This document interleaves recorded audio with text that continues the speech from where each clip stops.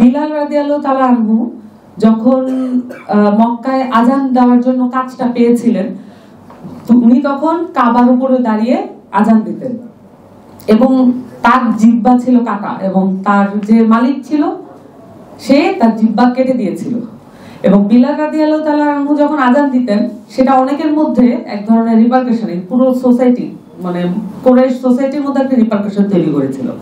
এবং অনেকে রাসূলুল্লাহ সাল্লাল্লাহু আলাইহি ওয়াসাল্লামের কাছে বিচার নিয়ে যান যে বিলাল রাদিয়াল্লাহু তাআলা আনহু ঠিকমতো আজান দিতে পারছেন না এবং তার শব্দ ভালোভাবে শুনতে পাচ্ছেন না, অনেকে আজানটা শুনতে পাচ্ছেন না, এই কারণে তাকে আজান দিতে নিষেধ করা হোক।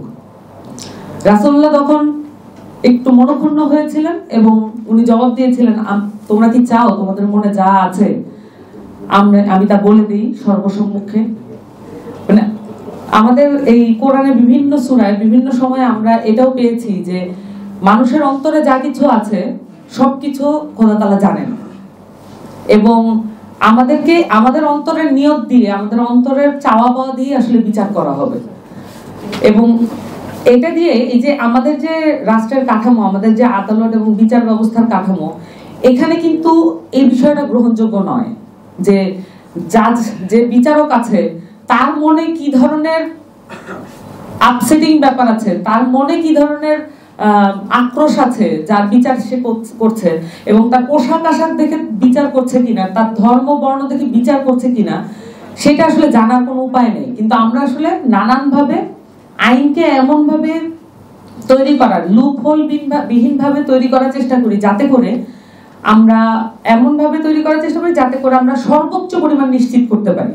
এটা হচ্ছে আমাদের সামাজিক বন্দোবস্তের জায়গায়। কিন্তু এটা যদি কোরআনের জায়গা থেকে দেখি এবং সুপ্রিম অথরিটির জায়গা থেকে দেখি, এটা আসলে অতটা পর্যন্ত আমরা পারবো না, এটা কখনোই পারবো না। এটা একসেপ্ট করে নিয়েই আমাদেরকে কাজগুলো করতে হয়।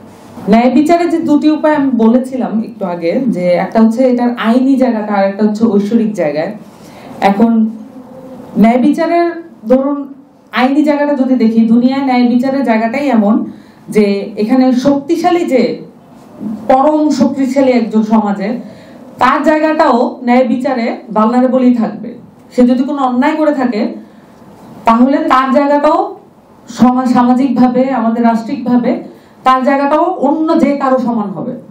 এখানে আরেকটা ঘটনা যেটা মুসলমানদের জন্য এবং আমাদের সকলের জন্যই অত্যন্ত অনুপ্রেরণাদায়ক, আলী রাদিয়াল্লাহু তাআলা আনহু তার সময়কালে, তার যে খেলাফতের সময়, তার তরবারি চুরি করেছেন একজন, এরকম একজনের অভিযোগ নিয়ে কাজীর কাছে গিয়েছিলেন এবং সেই লোকটিকেও ধরে আনা হয়। কিন্তু কাজী এই ধরনের চুরির ক্ষেত্রে 4 জন সাক্ষীকে উপস্থিত করতে হয়, কিন্তু আলী রাদিয়াল্লাহু তাআলা আনহু কোনো ধরনের সাক্ষী উপস্থিত করতে পারেননি। তো কাজী তখন যেহেতু কোনো ধরনের সাক্ষী ছিল না, তাকে তিনি বাধ্য হয়েছিলেন, উনি বলেছেন যে যদিও আমি জানি আপনি সত্য কথা বলছেন, কিন্তু আমি যেহেতু সাক্ষী পাইনি, আমার পক্ষে সম্ভব না যে এই তরবারি আপনাকে আবার ফিরিয়ে দেওয়া, এটা যিনি দাবি করছেন এটা তারই থাকবে। এবং ওই লোক, উনি ছিলেন অমুসলিম এবং এই ধরনের বিচার কার্যক্রম দেখে উনি মুসলমান হয়ে যান। কিন্তু এই ধরনের বিচার কার্যক্রমের মধ্যে উনি তারপরে একটা কথাও বলেন যে এটা কখনো আমি কল্পনা করি নাই যে খেলাফতের, মানে একজন পরাক্রমশালী খেলাফতের শাসনামলে, একজন খলিফার শাসনামলে এটাও সম্ভব যে তার কোনো বস্তু যদি আরেকজন চুরি করে, মানে শুধুমাত্র বিচারের প্রক্রিয়া সুষ্ঠু না হওয়ার আশঙ্কায় সেই বস্তুকে আবার ফিরিয়ে দেওয়া হয়, এটা আসলে সম্ভব নয়। এটা উনি স্বগতোক্তি করে তারপরে উনি মুসলমান হয়ে যান। আমাদের কাজ হচ্ছে যে ন্যায় বিচারের যে মূল ধারণা, কোরআনের উৎসারিত ধারণা, সেটা আসলে যথেষ্ট বিমূর্ত। এই বিমূর্ততাকে আমরা মানুষ হিসেবে, আমাদের মানুষের সমাজগত জায়গায় আমরা এটাকে মূর্ত করার চেষ্টা করি, নানানভাবে আইন প্রণয়ন করার চেষ্টা করি।